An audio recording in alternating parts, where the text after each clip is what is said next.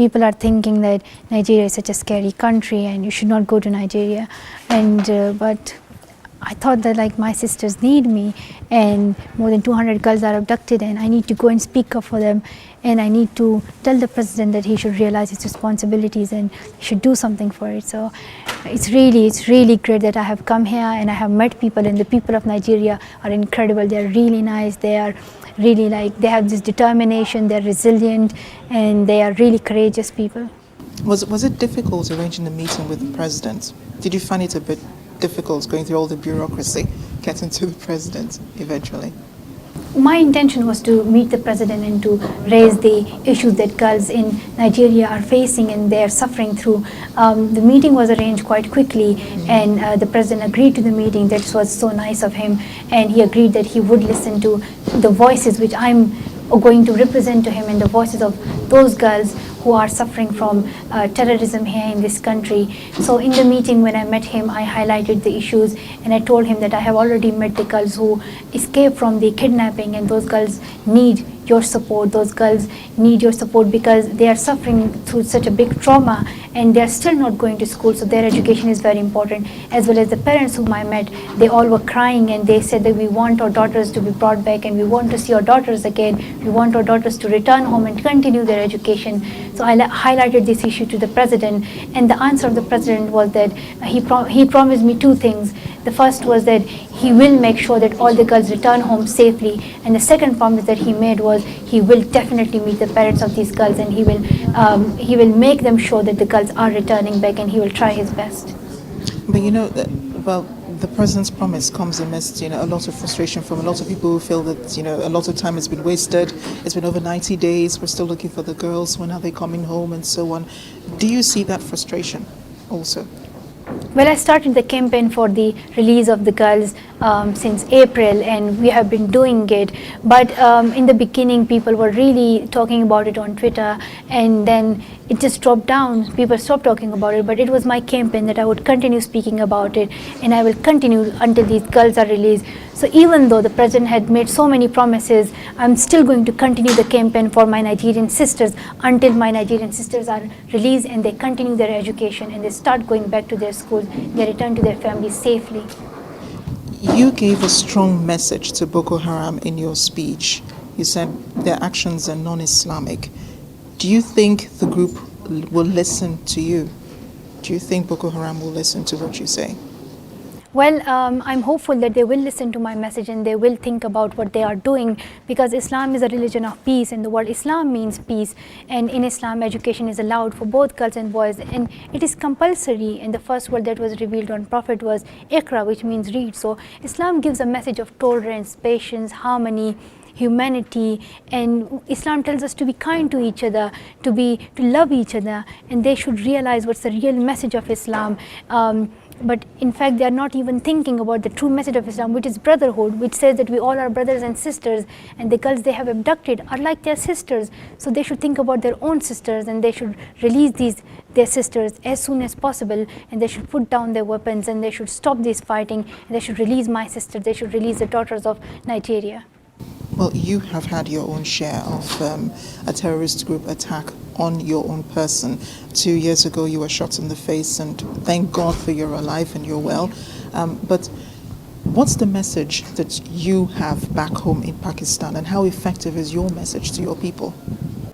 Well, a situation all around the world is getting worse. Even in Pakistan, there are about more than 5 million children who are out of school, and nowadays there is a military operation in the north of Pakistan, and people are leaving their homes. They are becoming refugees, and more than 8 lakh, which is 800,000 people, they have left their homes, and now their children cannot go to school. They have no access to education, so it's very important for them to continue their education. So I raise my voice for them as well, and as well as I want every child in my country to get education, especially girls, because girls are the most deprived ones. And all over the world, it's my message that education should be the top priority of every country. And are you seeing the effects of your campaign in Pakistan?